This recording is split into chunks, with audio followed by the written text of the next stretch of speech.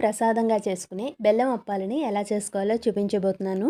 వీటిని శనివారం రోజు వెంకటేశ్వర స్వామికైనా, మంగళవారం రోజున కానీ, అలాగే వరలక్ష్మి వ్రతం రోజున అమ్మవారికి కూడా ప్రసాదంగా చేసుకుంటూ ఉంటారు.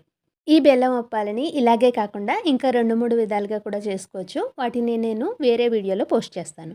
ఫస్ట్ అయితే దీనికోసం నేను ఇక్కడ 3/4 గ్లాసు వరిపిండిని తీసుకుంటున్నాను. అలాగే 1/4 గ్లాసు గోధుమ పిండిని కూడా తీసుకుంటున్నాను. అప్పాలు బాగా మెత్తగా రావాలి అనుకుంటే సగం వరిపిండి, సగం గోధుమ పిండితో కూడా చేసుకోవచ్చు.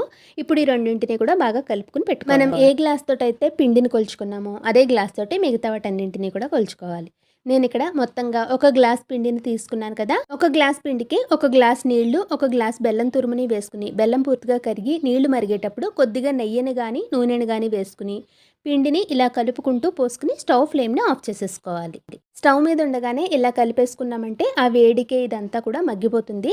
తర్వాత కొంచెం చల్లారేంత వరకు